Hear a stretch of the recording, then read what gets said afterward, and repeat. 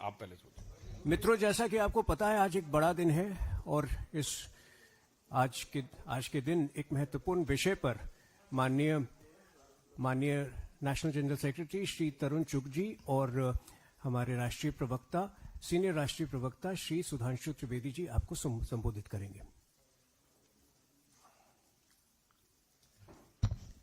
मित्रों, आप सभी ने देखा कि आज महाराष्ट्र नगर निगम में भारतीय जनता पार्टी और हमारे गठबंधन सहयोगियों के साथ महायुति ने शानदार सफलता अर्जित की है। यह दर्शाता है कि प्रधानमंत्री श्री नरेंद्र मोदी जी के नेतृत्व में भाजपा और एनडीए के प्रति स्वीकार्यता उत्तरोत्तर बढ़ रही है। मात्र कुछ दिन पूर्व केरल नगर निगम चुनावों में तिरुवनंतपुरम में पहली बार हमने बहुमत पाया था। आज देश के और संभवतः एशिया के सबसे बड़े नगर निगम BMC Brihanmumbai municipal corporation में जो अभूतपूर्व सफलता भाजपा, एनडीए और वहां महायुति को मिली है, उसके लिए हम महाराष्ट्र की जनता का, महाराष्ट्र के मतदाताओं का भारतीय जनता पार्टी की तरफ से धन्यवाद देते हैं। इसके लिए हमारे महाराष्ट्र प्रदेश के कार्यकर्ता, पदाधिकारी, हमारे प्रदेश अध्यक्ष, मुंबई के प्रदेश अध्यक्ष, मुख्यमंत्री श्री देवेंद्र फडणवीस जी और उप मुख्यमंत्री एकनाथ शिंदे जी और उनकी मेहनत का यह शानदार फल है। और प्रधानमंत्री श्री नरेंद्र मोदी जी के नेतृत्व में जो अपार लोकप्रियता भारतीय जनता पार्टी को हासिल हुई है, उसके ये व्यापक विस्तार का एक चरण है। और इसके साथ हम ये भी कहना चाहेंगे कि महाराष्ट्र की धरती, जो भारत के सांस्कृतिक गौरव का केंद्र रही है, छत्रपति शिवाजी महाराज का हिंदवी स्वराज्य जहां से प्रारंभ हुआ, जहां से लोकमान्य तिलक ने पूर्ण स्वराज्य का उद्घोष किया और जो राष्ट्रवाद के विचारों की उर्वरा भूमि रही है, और जो आज मुंबई, जो विश्व की चौथी बड़ी अर्थव्यवस्था और विश्व की बड़ी अर्थव्यवस्थाओं में फास्टेस्ट ग्रोइंग इकोनॉमी का आर्थिक राजधानी हो, तो मैं कह सकता हूं भारत के सांस्कृतिक गौरव और आर्थिक समृद्धि दोनों के लिए विकास की इस नई इबारत को जो हम प्रधानमंत्री श्री नरेंद्र मोदी जी के रूप में लिख रहे हैं, उसके ऊपर महाराष्ट्र की जनता ने मोहर लगाई है। मुंबई में हमारी यह शानदार जीत और नगर पालिकाओं में हमारी यह शानदार जीत दर्शाती है कि युवा पीढ़ी ने भी बड़े उत्साह के साथ भाजपा और महायुति का पुरजोर समर्थन किया है। हम इसके द्वारा कह सकते हैं कि जेन जी ने ये वीबी के पक्ष में मतदान दिया है। वीबी मतलब विकसित भारत। विकसित भारत के जिस मार्ग पर भारत आगे बढ़ रहा है प्रधानमंत्री जी के नेतृत्व में, और श्री देवेंद्र फडणवीस जी महाराष्ट्र में उसका नेतृत्व कर रहे हैं, मुझे लगता है कि जेन जी ने उस दिशा में हमें पुरजोर समर्थन देकर और शक्ति प्रदान की है। आपने देखा कि पहले बिहार में हमें सफलता मिली, उसके बाद केरल में सफलता मिली, अब महाराष्ट्र के नगर निगम में यह अभूतपूर्व सफलता निश्चित रूप से देश के भविष्य के लिए एक बहुत शुभ संकेत है, सकारात्मक संकेत है। और इसके साथ साथ नकारात्मक राजनीति करने वालों को महाराष्ट्र की जनता ने एक करारा जवाब दिया है। ये लोग, इस चुनाव का एक और निष्कर्ष है कि मैं विपक्ष से पूछना चाहता हूं, इंडी गठबंधन का अस्तित्व अब है या नहीं है? क्योंकि 2024 के बाद के चुनावों में दिल्ली विधानसभा में आम आदमी पार्टी कांग्रेस का गठबंधन टूट गया, केरल में कम्युनिस्ट पार्टी और कांग्रेस अलग अलग लड़े, महाराष्ट्र नगर निगम में उद्धव बाला साहब ठाकरे शिवसेना उबाटा और कांग्रेस अलग हो गए और बंगाल के आने वाले चुनावों में कोई संभावना नहीं दिख रही है कि तृणमूल कांग्रेस और कांग्रेस मिलकर लड़ेंगे। अर्थात इंडी गठबंधन का किला बिल्कुल तार तार होता नजर आ रहा है कि बेनकाब चेहरे हैं और दाग बड़े गहरे हैं। यह इंडी गठबंधन में दिखाई पड़ रहा है और टूटता तिलिस्म आज सच से भय खाता हूं, यानी उनका तिलिस्म टूट रहा है और सच को वो देखने की क्षमता में नहीं रहते हैं। और मैं अंत में यह कहना चाहूंगा, जिसे महाराष्ट्र की भाषा में कहते हैं जय जय महाराष्ट्र माझा। आज महाराष्ट्र की जनता ने जो हम लोगों को समर्थन दिया है उसके लिए हम पूर्ण विनम्रता के साथ उनका आभार व्यक्त करते हैं और उसके साथ साथ यह भी दिखाना चाहते हैं कि ये छत्रपति शिवाजी महाराज की वो भूमि जिनकी सेना के लिए कहा जाता था, जो महाराष्ट्र का बड़ा प्रसिद्ध नाटक है जानता राजा, उसमें जब शिवाजी की सेना चलती थी तो मानो मुझे लग रहा है कि आज वैसा ही स्वर हर मराठी के कानों में गूंज रहा होगा कि साजी चतुरंग सैन अंग में उमंग धार सारजा शिवाजी जंग जीतन चलत है। तो मुझे लगता है जैसे चतुरंगणी सेना को और अंग में उमंग धारण करके शिवाजी की सेना आगे बढ़ती थी, आज प्रधानमंत्री श्री नरेंद्र मोदी जी के नेतृत्व में हम लोग जो आगे बढ़ रहे हैं और महाराष्ट्र में देवेंद्र फडणवीस जी के नेतृत्व में आज जनता ने हमें वैसा ही आशीर्वाद दिया है। धन्यवाद। अब मैं अनुरोध करूंगा आदरणीय तरुण चुग जी से जो वो आपको संबोधित करेंगे। बहुत बधाई का दिन है। 26 मई 2014 से लेकर लगातार प्रधानमंत्री श्री नरेंद्र मोदी जी के नेतृत्व में भारतीय जनता पार्टी राष्ट्रीय जनतांत्रिक गठबंधन नई ऊंचाइयां, नई विजय, जनता का आशीर्वाद भरपूर मात्रा में मिल रहा है। और आज जिस तरह महाराष्ट्र के अंदर सभी म्युनिसिपल कमेटीज में, म्युनिसिपल कॉरपोरेशन में महाराष्ट्र की जनता ने प्रधानमंत्री मोदी जी की नीतियों को, उनके राष्ट्रवाद को, विकसित भारत के उनके संकल्प को आशीर्वाद दिया है। और ये विजय स्पष्ट करती है कि पाकिस्तान की सेना के ट्यून पर नागिन डांस करने वाली पार्टियों को जनता वोट के रूप में चोट दे रही है। 200 कितने का हाउस हो और कांग्रेस पार्टी का जनाजा उठाने के लिए 4 लोग भी जीत कर नहीं आए। ये परिणाम राष्ट्रवादी शक्तियों की जीत है। और परिणाम आने से पहले ही जिस तरह गांधी नेहरू परिवार के युवराज राहुल गांधी जी ने अपना पुराना राग नई तरीके से अलापना शुरू किया है। कभी ईवीएम गलत है, कभी चुनाव आयोग गलत है, कभी वोटर लिस्ट गलत है, अब शाही गलत है।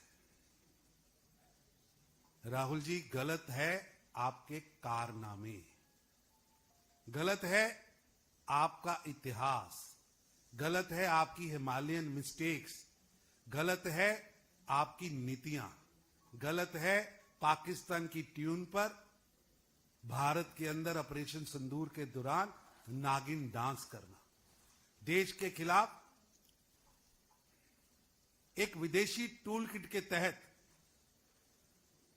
भारत की भूमि में और विदेश की भूमि में अभियान चलाना। भारत की जनता बहुत समझदार है। वो पहाड़ से लेकर सागर तक, चाहे वो तिरुवनंतपुरम हो, चाहे मुंबई हो, चाहे पुणे की पहाड़ियां हो और चाहे भारत का कोई भी हिस्सा हो, हर जगह वो कांग्रेस पार्टी को, इंडी गठबंधन को लगातार सजा दे रही है। राहुल जी, आईना साफ मत करिए। आईना साफ करने से मुंह पर लगे कालिक के निशान मिट नहीं सकते। असल में आपके कारनामे ऐसे हैं कि आप आईना साफ कर रहे हैं, आप अपनी हार का ठीकरा दूसरा पर फोड़ने की कोशिश कर रहे हैं, जबकि आपके काले कारनामों पर देश की जनता, महाराष्ट्र की जनता आपको वोट की चोट से सजा दे रही है। ये बहुत बड़ी विजय है और ये विजय यात्रा 26 मई 2014 से लगातार आज 11 साल 8 महीने हो गए। प्रधानमंत्री नरेंद्र मोदी जी की जो गरीबों के लिए किए गए कार्य हैं, गरीबों के प्रति उनकी जो नीतियां हैं, राष्ट्रवाद की उनकी जो सोच है, देश को आगे बढ़ाने का उनका जो अभियान है और एक संकल्प जो उन्होंने लिया है विकसित भारत का, पूरा देश, पूरा पश्चिम, उत्तर, दक्षिण उनको आशीर्वाद दे रहा है। और आने वाले चुनाव, चाहे वो तमिलनाडु, केरल, पांडिचेरी, बंगाल के हो, हर जगह जनता का आशीर्वाद मोदी जी को मिलेगा, भारतीय जनता पार्टी को मिलेगा। जनता का आशीर्वाद देश के लिए, प्रधानमंत्री जी के लिए हमेशा ही मिलता रहा है और आगे भी मिलता रहेगा। एक सवाल है कि इस पूरे परिणाम के ऊपर उबाटा के नेता संजय राउत की तरफ से सवाल खड़े कर दिए गए कि मतदाताओं के नाम काट दिए गए, पहले आरोप लगाया लेकिन स्याही ऐसी लगाई जा रही है, ये तुरंत ही मिट जा रहा है, तो उन सवाल खड़े कर दिए गए इस परिणाम पर। देखिए, जो अपने गठबंधन सहयोगियों को साथ में नहीं रख पाए और वो उनसे कट के छट के अलग हो गए, वो दूसरों पे क्या आरोप लगा रहे हैं। आज वास्तविकता यह है कि एक भी राज्य का चुनाव और एक भी नगर निगम का चुनाव 2024 के बाद जो हुआ है, उसमें तथाकथित इंडी गठबंधन, जिसके विषय में तरुण सिंह जी ने कहा कि इंडी गठबंधन आपस में एक दूसरे से प्रेम नहीं रख पाया, पाकिस्तान से प्रेम दिखता रहा। तो जो कुछ कह रहे हैं संजय राउत जी, मुझे लगता है शिवसेना उबाटा को, जो श्रद्धेय बाला साहब ठाकरे जी की विरासत का होने का दावा करती थी, उसे इंट्रोस्पेक्शन की जरूरत है कि नाम का दावा करने से आपके कामों पर जनता यकीन नहीं करती। कहां बाला साहब ठाकरे जी प्रखर हिंदुत्व के प्रतीक थे, हिंदू हृदय सम्राट थे, और आज शिवसेना उबाटा उस गठबंधन में है जिसमें मुस्लिम लीग भी शामिल है, जिसमें आतंकवादियों का महिमा मंडन किया जाता है। आज यदि शिवसेना उस गठबंधन में खड़ी है जहां अफजल हालात का मारा है, जहां याकूब मेनन की जुडिशियल किलिंग हुई है, जहां ओसामा को जी कहने वाले, हाफिज को साहब कहने वाले, बुरहान वानी को भटका हुआ नौजवान कहने वाले और भारत तेरे टुकड़े होंगे इंशाअल्लाह कहने वालों के प्रति सहानुभूति रखने वाले, जाकिर नायक को शांति का मसीहा कहने वालों के साथ अगर आप खड़े होंगे तो मुझे लगता है महाराष्ट्र की जनता भली भांति इसका उत्तर देगी। और एक बिंदु मैं और कह देना चाहता हूं, ये वोट चोरी का जो लोग आरोप लगाएंगे, मेरा उनसे पहले काउंटर सवाल है, आपके गठबंधन सहयोगियों को किसने चोरी किया, कृपया कांग्रेस से बता दें। पुनः मैं कांग्रेस से रिपीट करना चाहता हूं, आपके गठबंधन सहयोगियों को कौन चोरी करके ले गया है? उसमें श्री नरेंद्र मोदी जी और श्री अमित शाह जी का कोई रोल दिखता है कि आपको कुछ नहीं, आप अपना साथ में नहीं रख पाए हैं। और इसे मैं कहूंगा कि ये दल मोदी विरोध में घबराकर साथ में आते हैं और उसके बाद फिर जैसे ही एक दूसरे के प्रति उससे ज्यादा नफरत पाते हैं और अलग हो जाते हैं। मतलब इनके ऊपर जो इनकी चोरी हुई है उसके लिए मुझे पुराना गीत याद आता है कि ये दल एक दूसरे से ये कह रहे हैं कि मिलो न तुम तो हम घबराएं, मिलो तो आंख चुराएं हमें क्या हो गया। जो एक दूसरे से आंख चुराते रहते हैं वो हमारे ऊपर चोरी का आरोप लगाते हैं, बहुत हास्यास्पद है।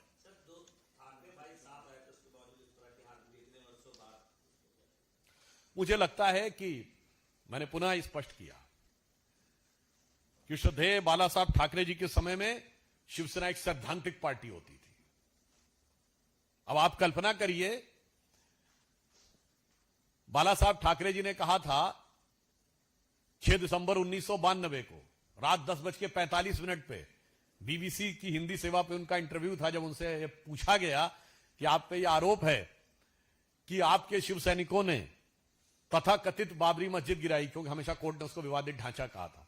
तो उन्होंने कहा था यदि ये आरोप है तो मुझे इस पे गर्व है, और आज उनके साथ खड़े हैं जो मुर्शिदाबाद में बाबरी मस्जिद बनवा रहे हैं। मुझे लगता है महाराष्ट्र की राष्ट्रवादी जनता की आंखों में इतनी धूल नहीं झोंकी जा सकती। इस पराजय के बाद भी मैं पूछना चाहता हूं श्री उद्धव ठाकरे जी से और संजय राउत जी से कि मुर्शिदाबाद में बनने वाली बाबरी मस्जिद के पक्ष में आप हैं या नहीं।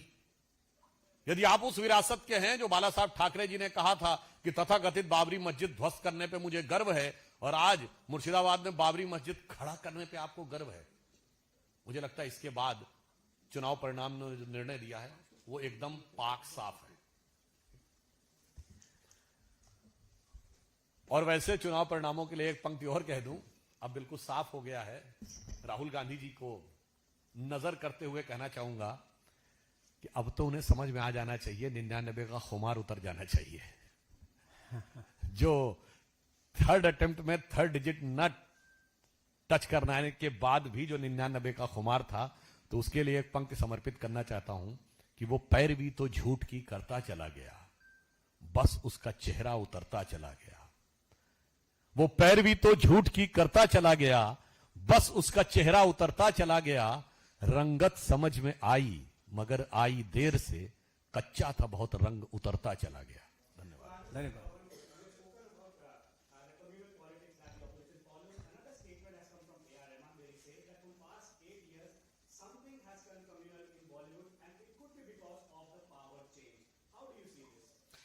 I think whatever the Bollywood and the creative part of the country is doing, they should be independent to do whatever they think.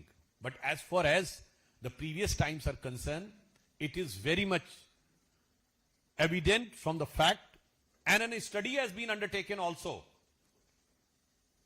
by IIM professor, and the book is available, in which it is categorically there, in the last 50-60 years, all the villains which were having a negative role were portrayed as a practicing Hindu, with tilak on their forehead, with kanthi mala on their hands, and even several instances which has been quoted previously, and a particular sect has been shown in character role. So I think it is up to their creative independence. It is better that the people are the best judge. They can decide that whatever is right, whatever is wrong. But one thing I can say, that the Bollywood should also try to understand that the country is going in right direction. इसका मजा अंग्रेजी में भी है. The country is going in right direction.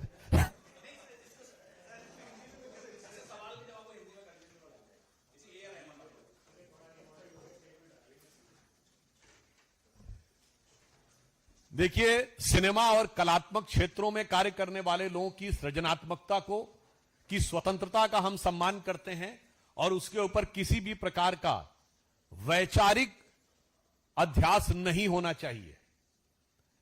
परंतु यह भी एक सत्य है कि विगत 5-6 दशकों से जितने हिंदी सिनेमा हुए हैं, उसमें सदैव खलनायक अधिकांशता, इस पे आईआईएम की एक स्टडी भी अवेलेबल है कि 70 से 80% मामलों में खलनायक पूजा पाठी धर्मनिष्ठ हिंदू दिखाया जाता था. मैं फिल्मों का उदाहरण नहीं देना चाहता, फिर फिल्मों का प्रचार हो जाता है इससे.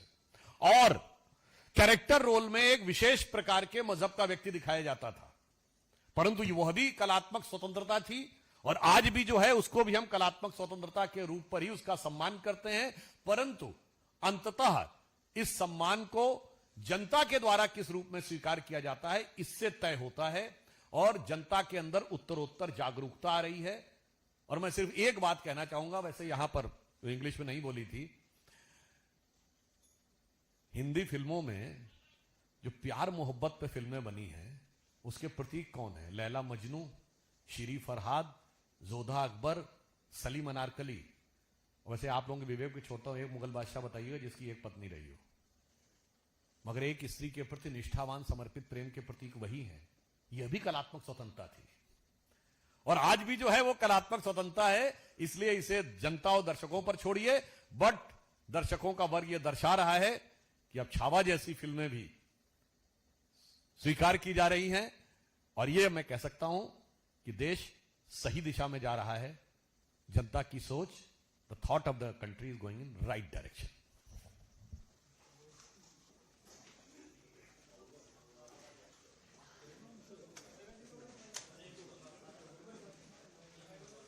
भाई